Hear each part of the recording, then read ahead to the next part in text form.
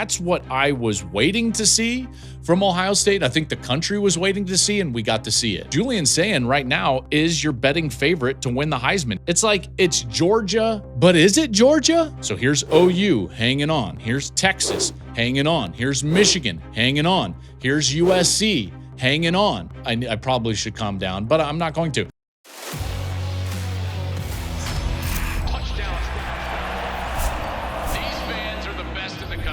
A day like today is why we love college football.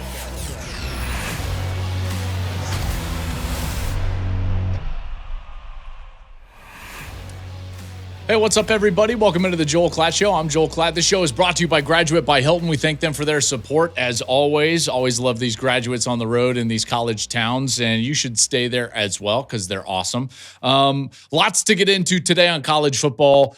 It was a good weekend, maybe not great weekend, but now we're starting to get a clearer picture of the playoff implications of some of these games and the playoff picture as we come down the stretch in November. Can't wait for rankings coming out, by the way, tomorrow night. That'll be Tuesday night. We'll have a full recap. We will wait to record our Tuesday show that'll drop on Wednesday to react to the playoff rankings. So always love that every single year as we get into November. That's coming up this week. But first, before we get into these games, just remember, subscribe to the show. That would be awesome if you did. We'd very much appreciate that. You can hit the notification button. You'll know when all of our content drops on YouTube. And you can follow us wherever you like the social media at Joel Klatt Show. All of our content lives there. We'd very much appreciate a follow. Jump in the comments. And as I always try to do on on Mondays and Tuesdays, I try to jump down in the comments and mix it up a little bit with all of you. By the way, if you see some like weird account that's like my face and Joel Klatt 6, some blah, blah, some numbers, that actually is me. I haven't verified it yet. So we're working on that. But it is me if you see that weird guy commenting with my picture. All right, let's get into it. My top 10 coming up a little later in the show, and it has gotten a bit of a shakeup after last week's results, obviously. But I want to start with the game that I was at, watching Ohio State beat Penn State at home, number one team in the country, as it is told to us by the AP. I believe that the committee will also do that based on what we've seen from Ohio State so far. Maybe not based on resume because of Texas's struggles, at least in their couple of losses that lost to Florida more specifically. But I do think that Ohio State via eye test, efficiency markers are going to be right there and likely your number one team on Tuesday night from the playoff committee. And here's what I thought is I'm watching that game and I'm preparing for that game.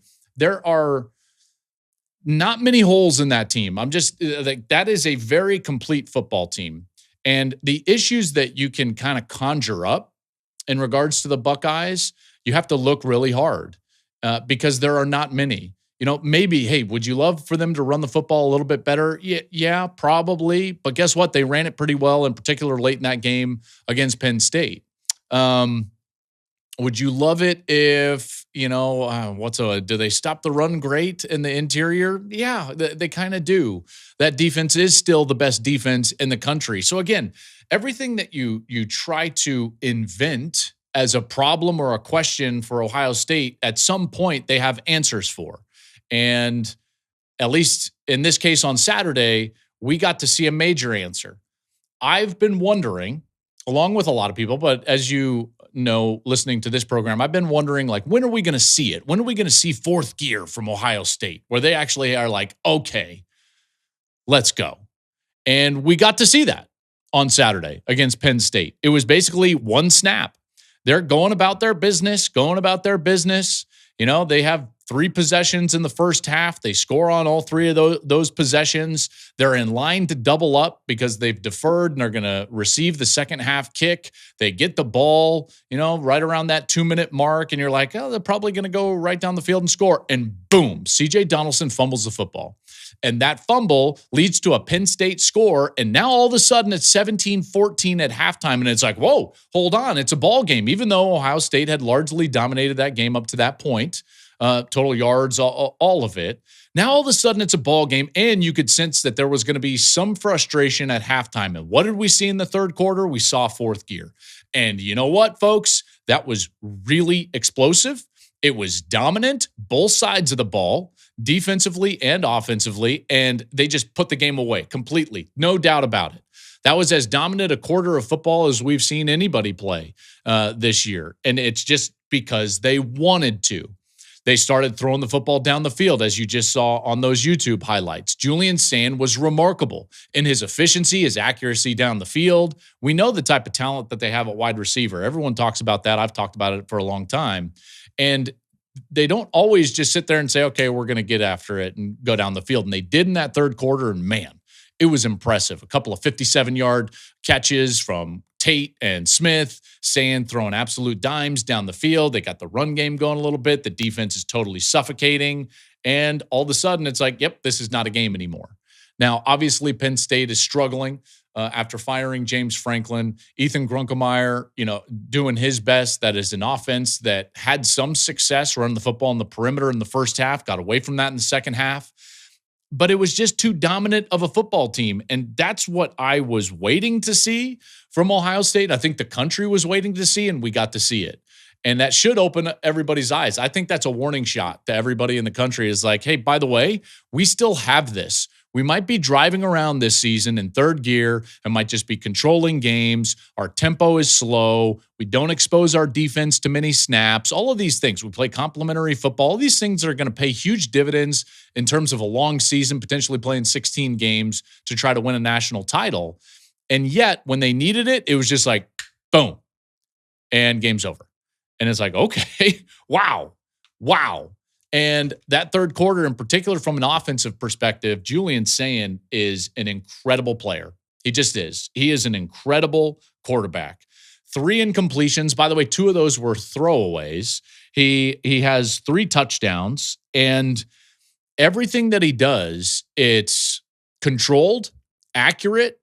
He does it with urgency.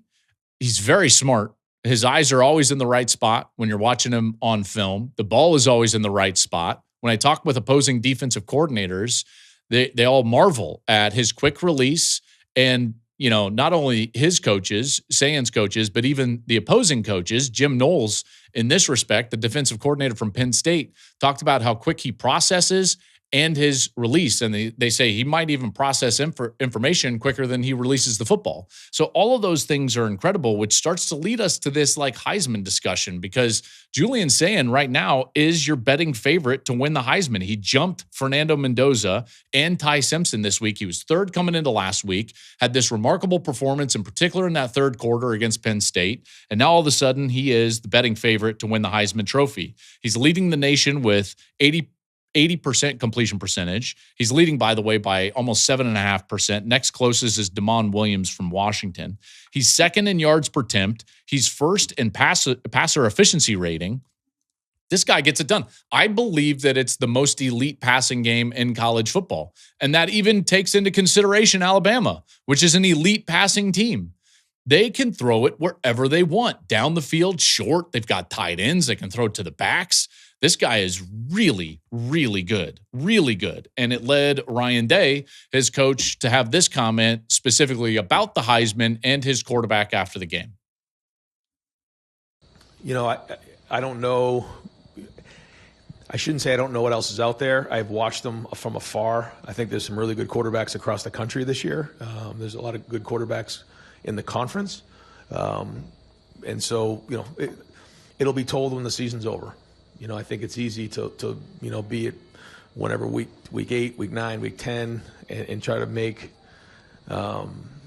proclamations on where guys are. I think we have to see, what the season, holds for us and the progress that's made, and then we go from there. And I think even when you look at, the Heisman Trophy, it's sort of after the season's over, and there's still a whole bunch of football to be played afterwards. So I think that's unique, but that's the tradition. But I do think that if Julian continues to play the way that he's playing, he deserves to be in the conversation at the very least. There's no doubt about it. There is no doubt about it. And one of the things that I really appreciate about Coach Day, and, obviously I'm around all these coaches and these programs during the course of the year, which, pinch me, this is an incredible job and career. But I will tell you this, that I think that the best thing that Coach Day does is that he doesn't take any specific day or game for granted. A lot of coaches will talk about, oh, well, we just got to go one day at a time, this or that. But then in their next answer, they will immediately jump ahead. And Coach Day never does that. And, football teams, and in particular in this modern era, are a little bit like restaurants. Now, I've never owned a restaurant, but I have several friends who do. And they've told me that restaurants, you have to almost breathe life into the restaurant on a daily basis. You've got to care for it, breathe life into it, because nothing is just going to happen because. And football teams, in particular in college, are a little bit like that as well. You cannot take anything for granted, and Coach Day doesn't. And so that's why his answer is so measured right there. A lot of football left, a lot of football to be played. We'll see if he keeps progressing. And he throws the if in there, not just like, oh, yeah, he's definitely this. Our team is definitely that. If we keep progressing, if we continue to do what we've been doing, then we will be in a position to potentially reap the rewards of that. It's really a case study and really great leadership from a coaching standpoint. And it's one of the reasons why this is such a good team and will be there in the end. There's no doubt. Speaking of the Heisman, I would just say this, and I'll start talking about the Heisman more as we go on here in the month of November. Obviously Simpson's going to be involved. Fernando Mendoza is going to be involved. I think Marcel Reed is going to be involved, the quarterback at Texas A&M, and rightly so, all of those guys. And so it's going to turn into this kind of like SEC Big Ten type of conversation to some extent. That's at some point. And I think my thought would be, at some point, the SEC vote will break a specific way to Simpson or Reed, in particular if they play each other in the SEC championship game. And those votes are supposed to wait until after the SEC championship game, or at least they should. Some people vote before that, but I think we should see all of the games that we possibly can before the vote is done. And then you might get Mendoza against Sayin.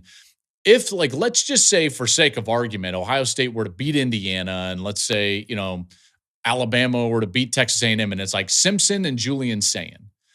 I think what you would have is a narrative, in particular from the Southern contingent, that, hey, Julian Sayin has Smith and Tate and all these guys, and he might not even be the best player on his own team, whereas Simpson is kind of the catalyst, the MVP, if you will, for Alabama. That would be, I guess, I don't know, not a fear, but I could see it playing out kind of in that direction. But we'll see what happens. And again, he's playing great. A lot of these guys are playing really great football. So that's Ohio State. Then there were a lot of games with playoff implications. These teams that are trying to fight and claw and scratch and keep themselves in line to potentially be the third, fourth team, maybe fifth team from their conference to be included into the college football playoff. There were a lot of these games. One of them specifically, Tennessee and Oklahoma. That was both of them sitting on 2 losses, almost kind of a play-in, play-out style of game. Certainly almost you can say like an elimination game.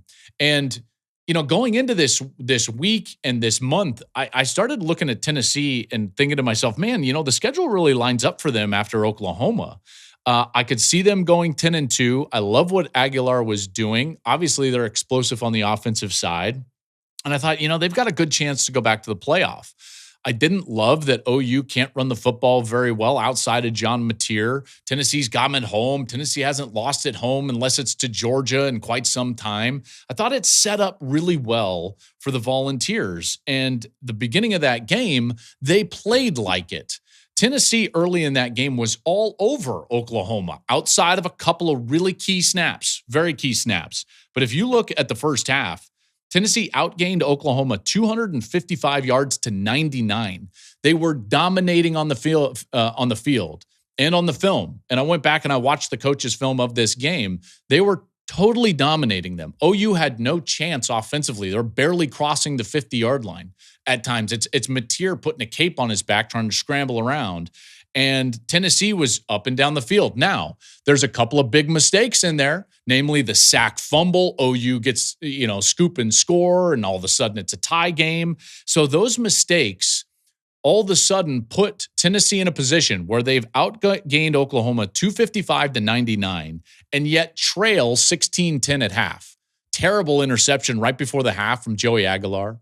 And it's like, it's a couple of snaps away from being 20-3. Tennessee, they're driving down to take a multiple possession lead when the sack fumble occurs.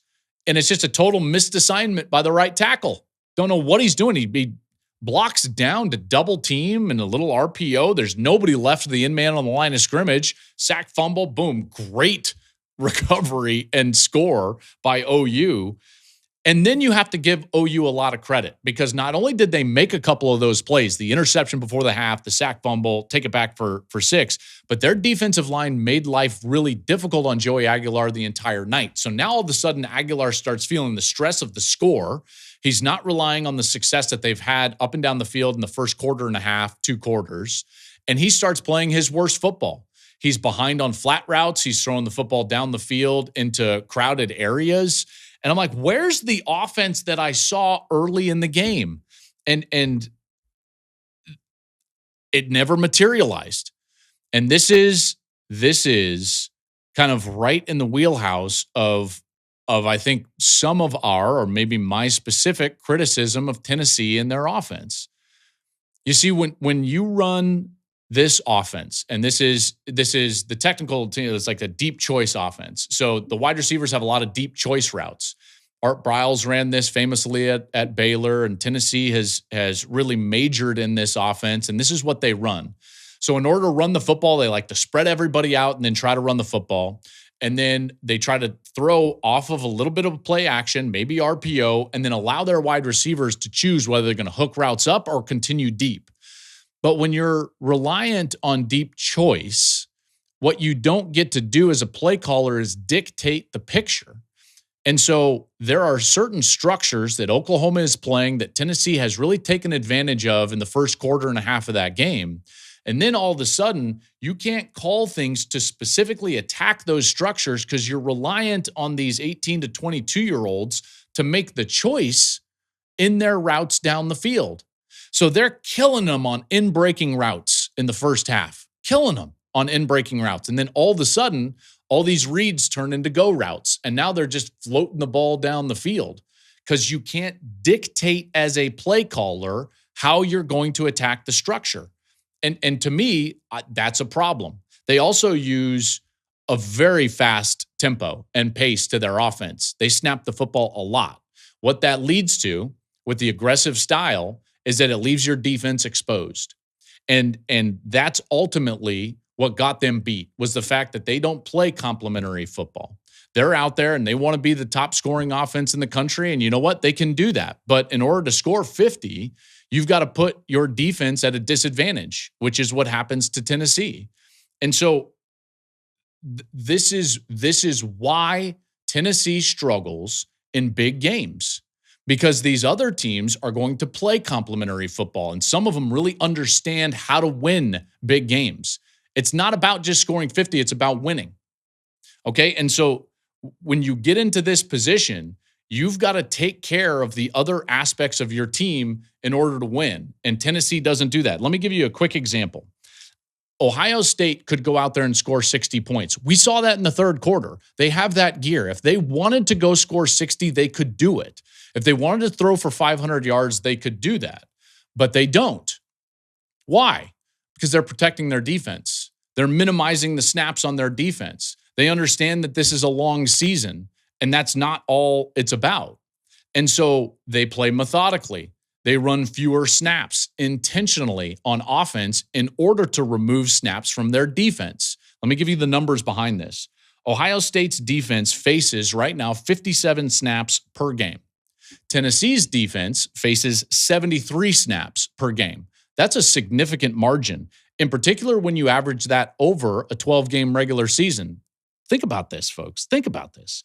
Over a 12-game season, Tennessee's defense is going to see 192 more snaps than Ohio State. Well, obviously, you're going to be in positions where small mistakes will beat you. And that's exactly what happened.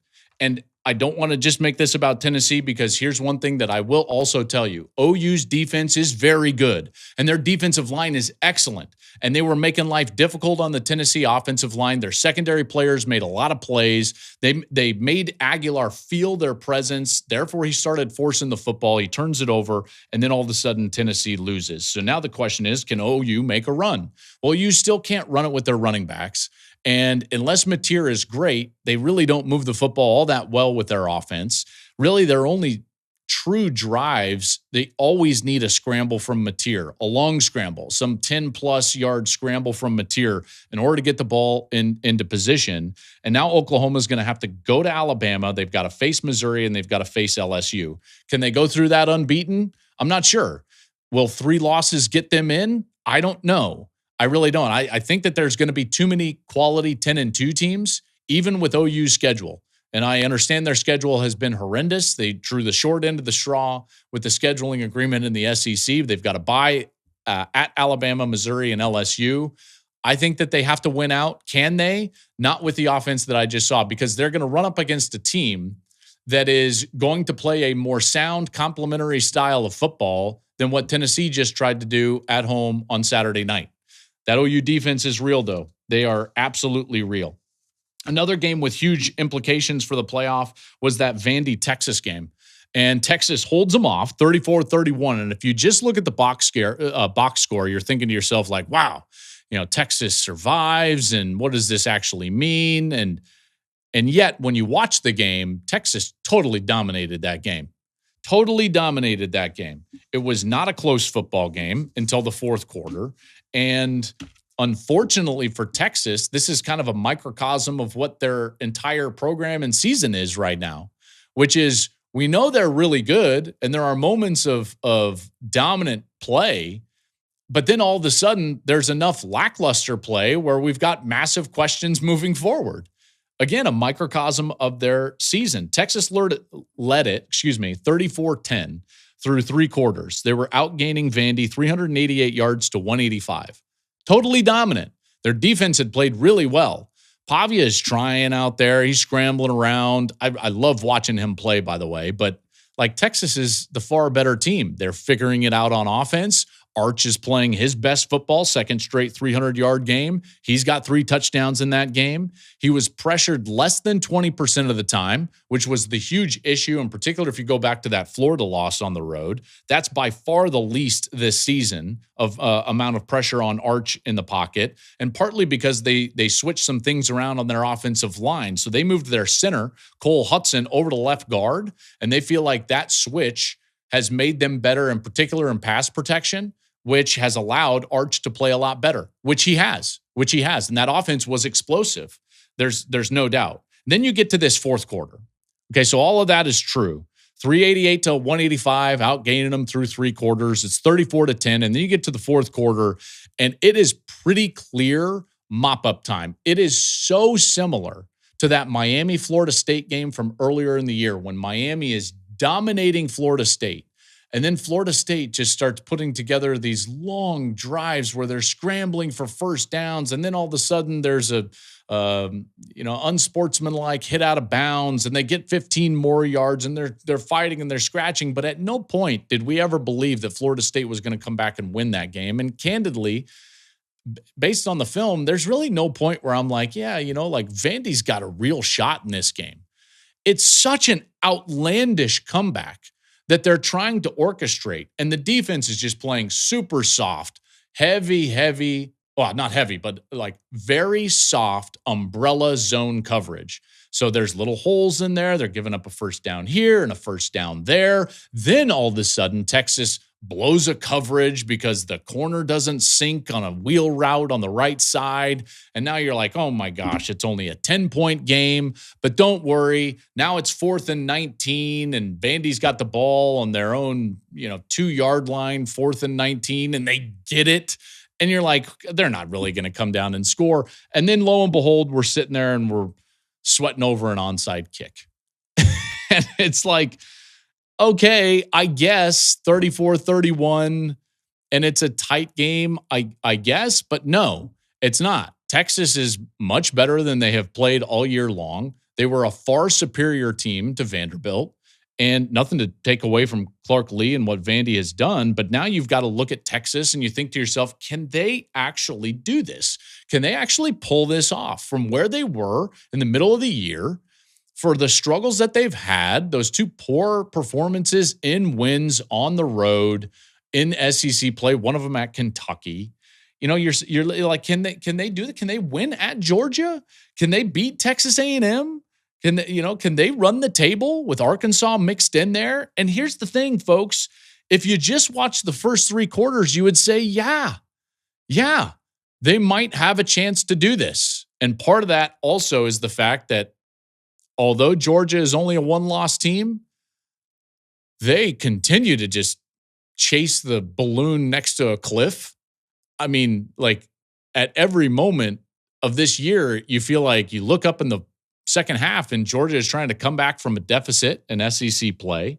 The one that would scare me is Texas A&M, but that's obviously a rivalry game. You kind of throw everything out that's happened. That one's going to be in Austin. So that one will be interesting. Can Texas actually pull this off? You know what? It's not going to shock me at all because that team is still really talented.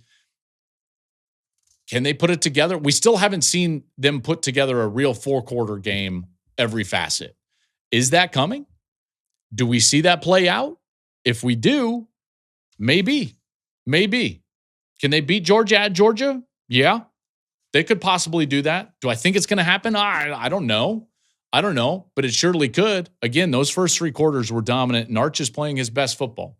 So just watch out for Texas right now. A couple of teams in the Big Ten that are trying to keep themselves afloat in the same mold as these others, like Tennessee, Oklahoma, and Texas, is Michigan and USC, with a chance to get to a 10-2 record. And in particular with the games that they have ahead of them, if they were to win those games, they would certainly be playoff bound, and they've just got to get themselves to that point. So Michigan wins an ugly game against Purdue, 21-16. And trust me, it was an ugly game. No one surrounding Michigan is going to be like pounding their chest over this game, but they are able to win it. Now, big news before the game that none of us had really heard yet. Justice Haynes was in a boot. And now the news is that he's having foot surgery, and it's going to be Jordan Marshall going forward. Now, they said Haynes might be able to come back at some point this year. But Justice Haynes, who has been one of, if not the best running back in the country up to this point, is now going to be out for the foreseeable future for Michigan, and they're going to have to lean on Jordan Marshall, who was outstanding, by the way, against Purdue and has been outstanding really the entirety of the year. So it's not like they've got nothing left in that backfield, but certainly hurts their depth. This team, Michigan, is battling right now 2 things that are really hard to overcome for any team: youth and injury. And they're not the only team battling this, but, of the teams that are really pushing for a playoff spot, they are the most youthful team, not only in the Big Ten, but of any of the teams pushing for a playoff spot. They are really young. They're starting 6 freshmen on the offense, 3 offensive linemen. Jordan Marshall is a redshirt freshman. Bryce Underwood is a true freshman. And then Andrew Marsh is a true freshman on the outside. So you've got the 3 up front. You've got the 3 skilled position players. 6 freshmen on the field starting for Michigan. They've also now had a bunch of injuries on the defensive side, in particular at linebacker. You had Cole Sullivan. He went down at linebacker. Jimmy Rolder has gone down. Barham has gone down. Like a lot of guys. McCulley goes down, the wide receiver. All of these guys, they're going to have to bring up more young players. They're going to get more youthful. And because of that, I think you saw some of the detail and the execution fall away. I thought that they blitzed too much against Purdue. That might have been try to protect some of those linebackers, the young ones that were in there playing at that spot. But this is still a team that, because of the style of football that they play and the fact that their offensive line is playing as good as they have played all year, they're going to be right there. And if you look at their schedule, the only real game that you're like, I don't know, is that Ohio State game at the end of the year. And obviously, they're going to lean on the fact that they haven't lost to Ohio State since 2019, but a winnable slate of games through November. And now it comes down to just Bryce Underwood continuing to develop. They need to develop him as a passer. I have not seen the amount of development from Bryce Underwood as a passer as I'd like to see. His footwork is still poor. He still misses way too many passes high, partly because his arm angle is way too low. There are things that he has to do a lot better to become a really great college football quarterback. Right now, he's relying a lot on skill and on talent, and that only is going to get you so far, because there are things that you've got to do from an efficiency standpoint, from footwork, release, accuracy, and touch, that are what I would call constants. They have to be there. And those are things that he's going to have to develop over the next few weeks. And candidly, it still looks a lot like the first few games. And so I'm a bit surprised that I haven't seen more development from Underwood. Obviously, the talent is there, and just his physical ability, and also their ability and their maturation as an offense is far past where they were a year ago. A year ago, they were really poor on offense. They're much better now, so I'm nitpicking a little bit, but he needs to develop as a passer. USC, they get a win on the road against Nebraska, and I know that people are going to be like, 21-17 at Nebraska is really ugly. Yeah, I don't disagree with that. But is OU going to apologize because their win was ugly over Tennessee? Their offense didn't play great. What are you going to say if you're OU? Damn right we went in there and won. Well, that's what USC is going to do. In particular for Lincoln Riley, who's 3-8 in his last 11 road games, going into that night game in Nebraska. Nebraska is a 6-2 team coming into that game. And all of a sudden, this offense, which has been so balanced and so potent, falls totally flat in the first half. And you're thinking to yourself, here we go again. Nebraska takes the football and goes right down the field, running right at their defense. And with what happened at Illinois, with what happened at Nebraska, what has happened over the last few years, in particular on the road, there is a huge challenge going on the sideline, which is you sit there and you've got to fight this human instinct to say, here we go again. And you know what? USC bounced back, and they played really well. And they won a game in which their quarterback played terrible. Maeva had his worst game of the season by a pretty wide margin. And what did they do? Outrushed Nebraska, ran it for 200 yards. They weren't great defensively against the run, but they did enough. And they win the game after their history of coming up short on the road, 3-8 in their last 11. They do it by running the football. I love the trajectory of this program. I don't know if they're going to go to the playoff. I would not pick them in the game at Oregon in Autzen Stadium. But when I look at what's going on here, this is more foundational and has more upside for the future than them just throwing the football 50 times and going out there and trying to outscore people like they were doing, a few years ago. This is more sustainable. And the defense is going to continue to improve. They're going to get bigger. And so the trajectory for them, I really love. And if Maeva plays well and they've got this in their back pocket, like, hey, we can do this. We can go on the road. We can be tough. We can run the football. Then, maybe they steal a game. Maybe they steal the Oregon game. Like, I'm not going to pick them in that game, but the trajectory is there for USC. And now they get to hang on. So here's OU hanging on. Here's Texas hanging on. Here's Michigan hanging on. Here's USC hanging on. And as we get into November, these games and the importance of these games that these teams play are going to ratchet way up, because all of these teams have the talent and the roster to win every game ahead of them. Okay? Even their rivalry games, even the tough ones. Yeah, Texas has a gauntlet with Georgia and Texas A&M. Yeah. We get that. We know OU has a gauntlet. They've still got Alabama. We know Michigan still has Ohio State. We know USC still has Oregon. But there is enough there in some of these performances where you can sit there and you can say, maybe they can hang on, 10-2, and potentially get into the playoff. Let's get into my top 10 after this last week. 10-1, as always, and I'm going to start at number 10 with Texas Tech. I thought that was a big win over K-State. I really did. In particular, because early in that game, K-State kind of answered the bell. They were playing much better football than they were early in the year. And Texas Tech, they grew up in some ways on the road.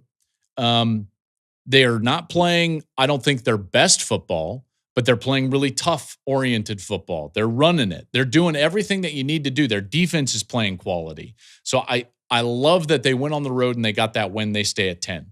BYU is at 9. They play at Texas Tech this week. Can't wait for that game. That's going to be a monster game. I think BYU is as gritty as any team in the country. Kalani Sitake, probably the most underrated coach in America.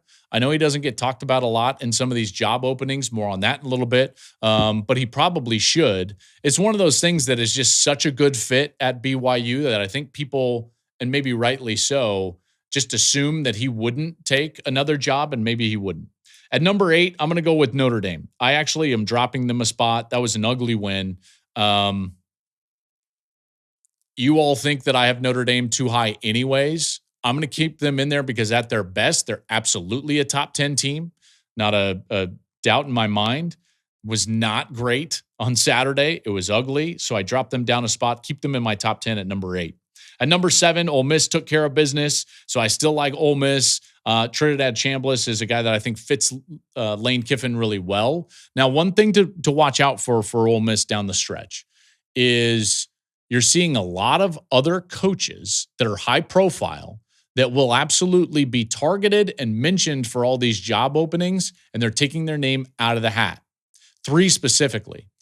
Dan Lanning said absolutely not. I'm at Oregon. Matt Rule signed an extension at Nebraska, and Kurt Cignetti signed an extension at Indiana. So the longer that Lane Kiffin doesn't sign an extension at Ole Miss or come out and absolutely, emphatically, and definitively, like Dan Lanning did, turn these jobs down and say, I'm not going anywhere, the distraction is going to creep up at Ole Miss.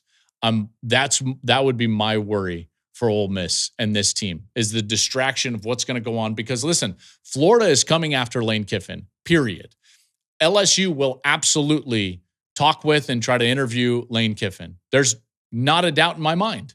In fact, I know one of them for a fact. So the longer this goes, that could be a distraction, just something to watch out for. Georgia is going to be at 6. They win another close one. What to make of this team, man? It's like it's Georgia, but is it Georgia? I think that we get too wrapped up in Kirby's history at Georgia and the great teams.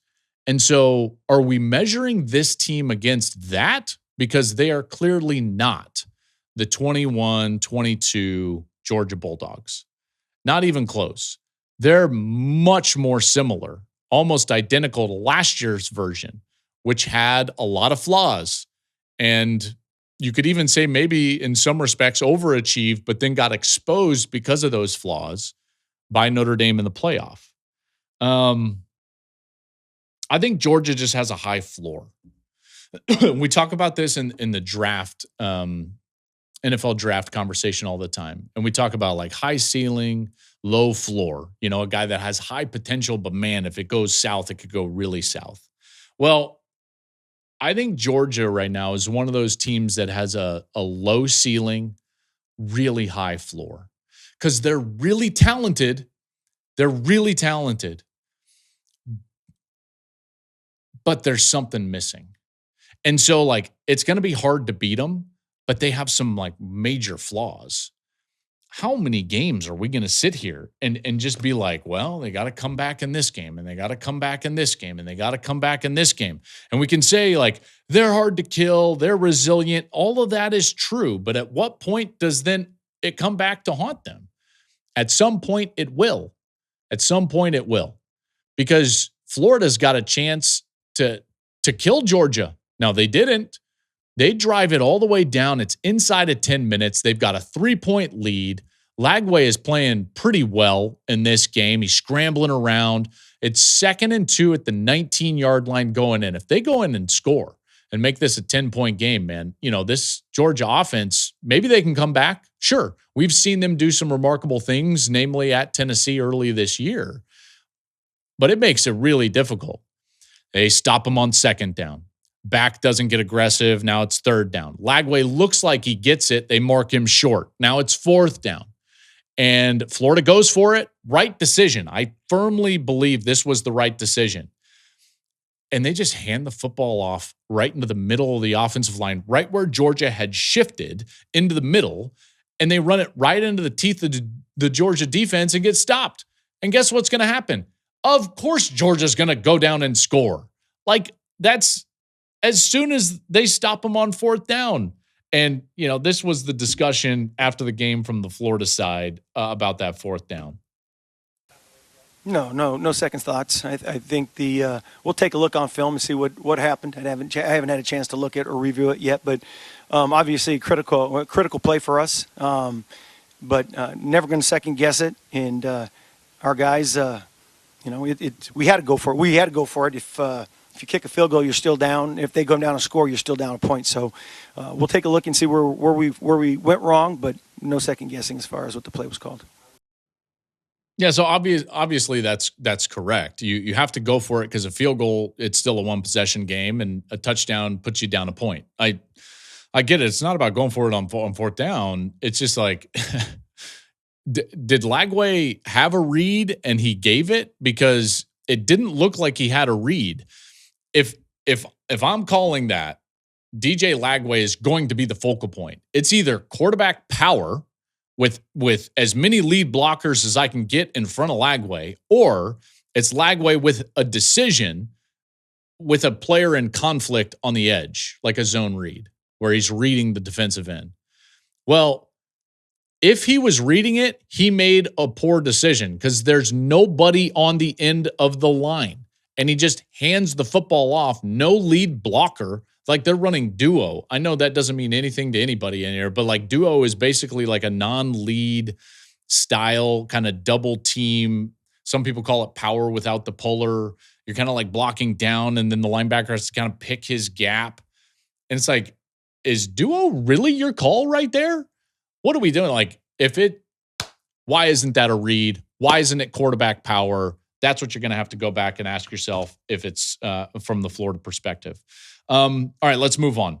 Top 5 now. At number 5, I've got Oregon. I think people have questions about Oregon, and that's fine. I think that there are questions about a lot of these teams, by the way. Oregon's still a very good football team. Bama in that passing game is so good. I still love Bama. I still love Ty Simpson. They have to run the football better at some point. I know their fans clamor like they run it fine with Jam Miller, and I disagree. I think that they're going to need to run it better, and their defense needs to get better.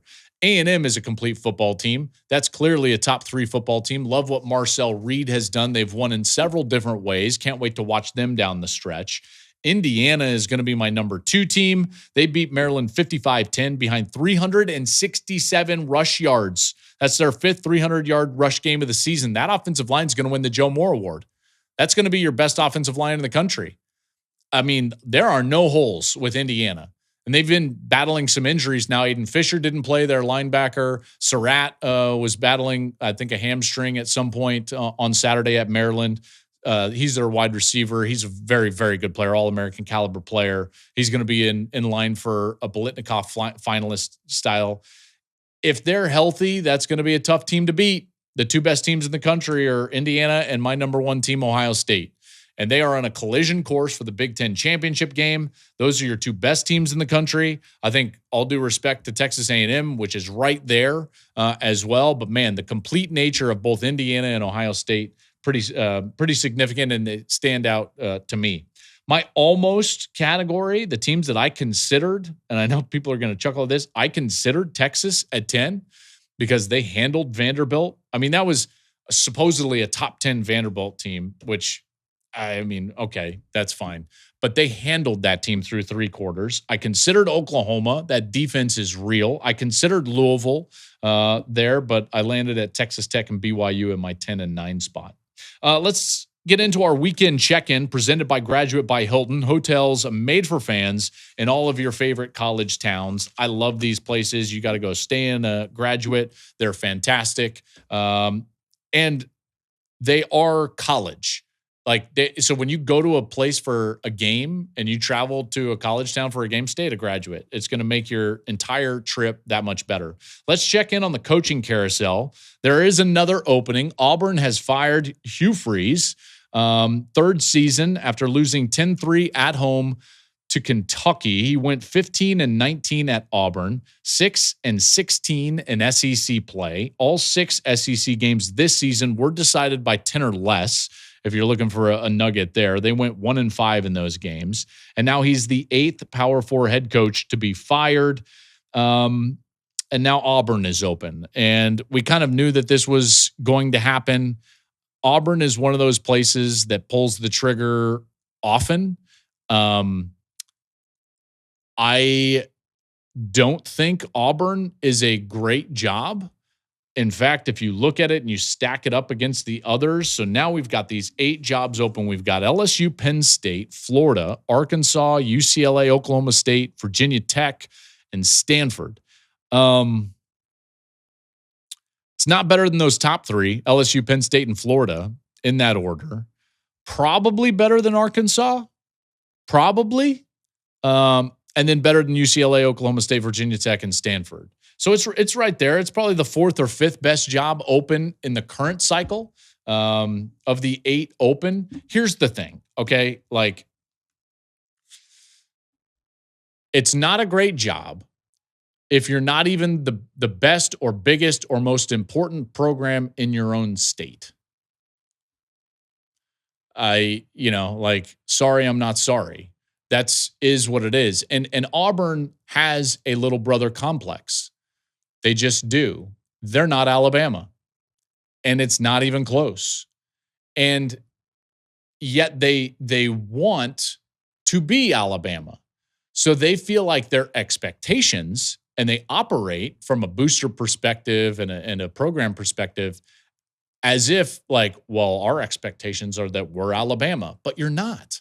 You're not. Even the championship, and I know they played for a championship against Florida State, but even the national championship that they won, it's like, hey guys, you had Cam Newton. You had Cam Newton, who was, I can't think of another player in college football that almost single-handedly dragged his team, to a title like Cam Newton. That defense was that and the 19 LSU defense statistically were a couple of the worst defenses to win national titles in the last 20 years. I think that the expectations at Auburn don't line up with the reality of what Auburn is. That's a program that is not even, the best program in their state. Obviously. Alabama is in your state. Alabama won more national titles than anybody. That's just kind of what it is. And cue all the Auburn fans, although there aren't as many as the other big programs. It's a small school. All right, that'll do it for today. Again, we've got rankings release on Tuesday night. So I've got my full reaction right here on the Joel Klatt Show on Wednesday morning. So come back on Wednesday. I will tell you everything that I firmly believe. It's generally when I get most crabby and cranky, to be quite honest with you. You're going to get my absolute full-throated, honest opinion about these committee rankings because we record right after they release. And so generally I'm all lathered up about it. And I probably should calm down, but I'm not going to. You can follow us on, subscribe on the YouTube channel, please, if you would, at Joel Klatt Show. And then follow us wherever you like to social media, at Joel Klatt Show there. And come back on Wednesday. We'll have picks and previews on Thursdays, and we'll be back then. Everybody have a great week.